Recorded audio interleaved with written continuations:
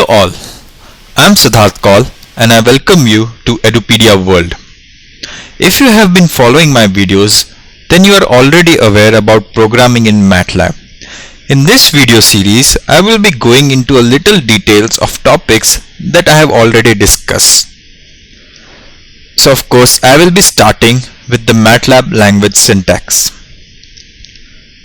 Those who have been following already know how to define a variable in MATLAB. Those who don't know, these are the valid legal ways to create a variable. So you can define a variable by typing a variable name and then assigning it with a value. So some points to note here is that we do not need to declare variables before assigning values. Like in C, we do not need to define the data type or declare the variable in MATLAB. Here I have not defined what kind of data type var1 will have. I have just simply written var1 and assign it a value of 10. MATLAB automatically gives its required data type. Second thing is, if we do not end an assignment statement with a semicolon, then MATLAB displays the result in command window. So in the last line, if you see, I have defined var1 as 11 and I have not ended it with a semicolon. So MATLAB displays the output 11 and assign it to a default variable answer. So it brings me to the third point. If we do not explicitly assign the output of a variable in MATLAB, then MATLAB generally assigns the result to a reserved word ANS. Then fourth point is, the value of ANS changes with every command that returns an output values assigned to a variable. This is about creating variables. Now creating numeric arrays. In MATLAB, all variables are arrays and by default numeric variables are of type double. Even simple scalar variables like shown here, a is equal to 100, is also an array. So if we use a command whose is a command that shows name, size, bytes, class and other attributes of a variable, you can clearly see that the variable a is a matrix of 1 by 1 with bytes 8 and of class double. This topic regarding arrays and all variables being arrays in MATLAB has been covered before, but I will just highlight some points here. Creating numeric matrix is as easy as creating a variable. For creating numeric matrix, we use the concatenation operator, that is the square brackets. Using combination of space and semicolon with concatenation operator, we can create any type of matrix. Space is used to define the elements of the columns. So 1, 2, 3, 4 are the 4 columns of this matrix, and semicolon is used to switch to rows. So the semicolon after 4 makes it switch to the second row. All rows must have same number of elements for it to be a legal matrix. Long statements in MATLAB. Most of the times it may happen that our statement is to be written in multiple lines for easy readability. For the same purpose, MATLAB provides a 3-dot operator that allows us to extend our statement to the next line. Like for example, here I am creating a variable s that I am assigning it a value of 1 minus half plus 1 by 3 minus 1 by 4 plus 1 by 5 minus 1 by 6, so on till 1 by 9. So to split it between two lines, I have used a 3-dot operator and then wrote minus 1 by 6 on the second line. This makes MATLAB know that these two lines are nothing but one single line. Similar thing can be used with string as shown in the hello world line. So I have written a variable myString and I have written hello and then 3 dots and then world. Point to note that with string, that start and end quotation for a string must appear on the same line, otherwise it will show a error. So in case if we do not end the string in the same line, we get something like in the last line as highlighted in red. It has missing start and end quotation marks for each string on each line. So this is an error. This 3-dotted operator is known as ellipsis. This ellipsis outside a quoted string is equivalent to a space. Revisiting the functions. This is something we have done multiple times in the previous video, so I will be very quick here. For functions, the inputs are enclosed in a parenthesis. For example, max a comma b. For multiple inputs, we use commas. We store the output of a function to a variable as written in the line number 5, that is max a is equal to max of a. If we have multiple outputs, we denote them in square brackets like done in line 6, that is max a comma location is equal to max of a. We can call functions without inputs, for example CLC as shown in line 7. We can enclose test string we can enclose strings as inputs using a single quotation mark as done in 8. Ignoring output of a function. MATLAB allows the user to ignore one or more than one outputs of a called function. Like for example, here it is shown a file parts function that returns three things: help path, name and extension. The second line shows how to use all three outputs. Now we can either take only the help path from the function as shown in line 3. We can ignore the first return by using the operator tilde and then take name and extension. So here in line 4 we are ignoring the help path by using operator tilde, and we are only taking the name and extension. Similarly, we can only take last argument by using operator tilde for the rest of the argument as shown in line number 5, where we are ignoring help path and name and only taking the extension from the file parts. This is how we ignore outputs of a function. Naming variables in MATLAB. So shown here are all the valid names and invalid names in MATLAB. So obviously a valid name should start with a letter, and it can have alphanumeric numbers and underscores and underscores, and that's it. Invalid names are names starting with a number or with a keyword or with special characters. Here are a few points that highlight some common known conflicts of a variable name with a function name. MATLAB recommends to avoid creating variables with same name as a function. MATLAB will always precede variable name over a function name. Variable that uses a name of a function sometimes leads to unexpected results. Unless the variables are in the function workspace before the call to load or eval functions, MATLAB parser interprets the variable name as a function name.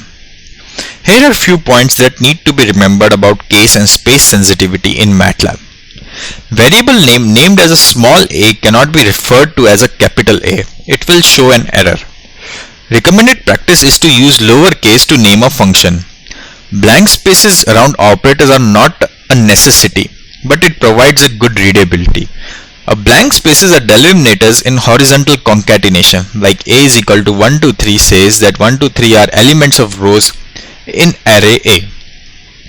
Commas and blank spaces can be used interchangeably.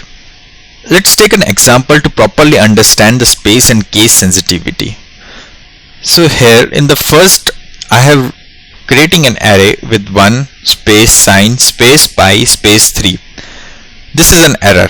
Here we have incorrectly used space between sign and pi. So what is the correct interpretation of it? The correct interpretation is shown in the last line, where it is a 3 element row.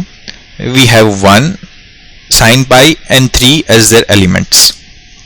So command and function syntax. So there is a difference between the syntax written from the command and syntax that is written for the function.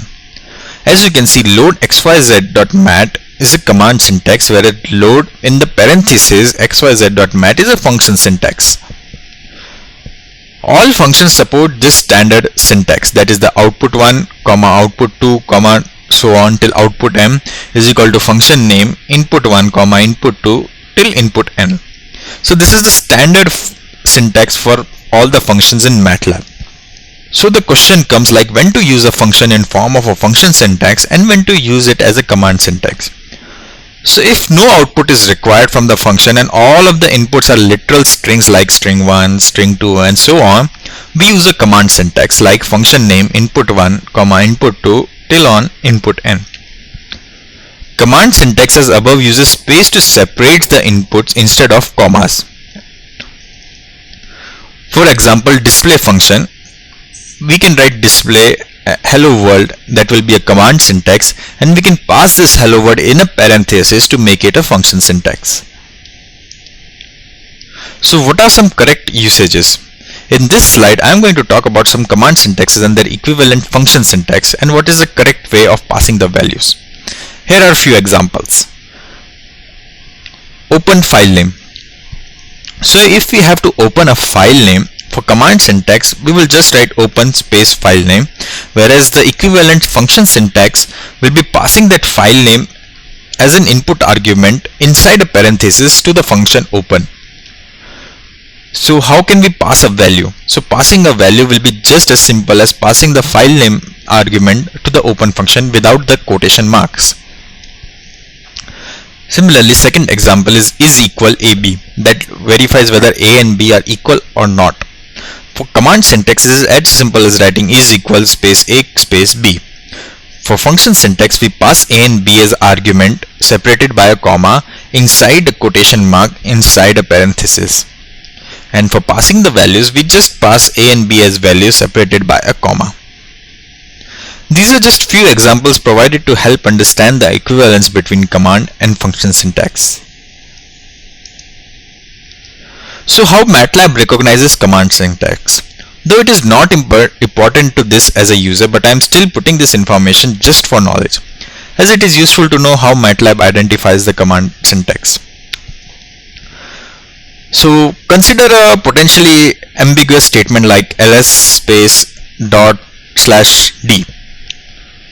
So this could be a call to the ls function with folder d or as its argument, or it could be also be an element wise division on the array ls using variable d as the divisor. So if you issue such a statement at command line, MATLAB can access the current workspace and path to determine whether ls and d are functions or variables. However, some components such as code analyzer and the editor debugger operate without reference to the path or workspace. In those cases, MATLAB uses syntactic rules to determine whether an expression is a function call using command syntax. So in general, when MATLAB recognizes an identifier, which might be a name of a function or a variable, it analyzes the characters that follow the identifier to determine the type of expression.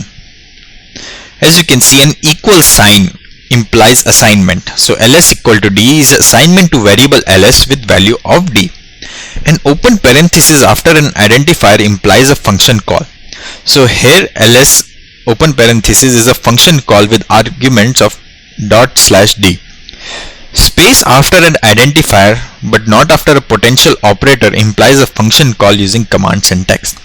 So ls space dot slash d is actually a call to a function ls in the form of command syntax. Spaces on both sides of the potential operator or no spaces on either side of the operator imply an operation on variables.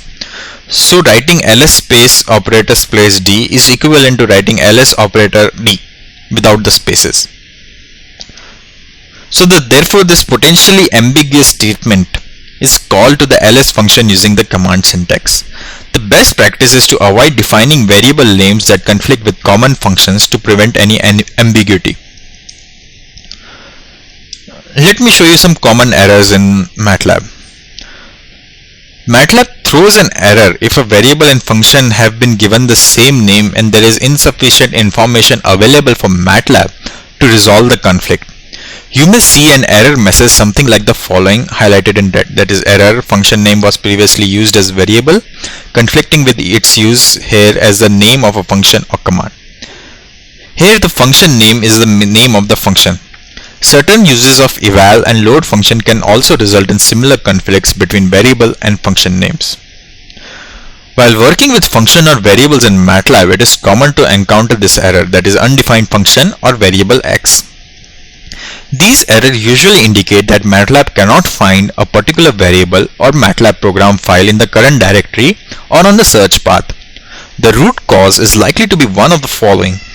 The name of the function has been misspelled, the function name and the name of the file containing the function are not the same, the toolbox to which the function belongs is not installed, the search path to the function has been changed, the function is part of a toolbox that you don't have a license for. So these are the two common errors that you may face many times while programming in MATLAB. This concludes our video on basics of syntax. In the next video, we are going to look into program components. So until then, please subscribe, stay tuned, and thanks for watching.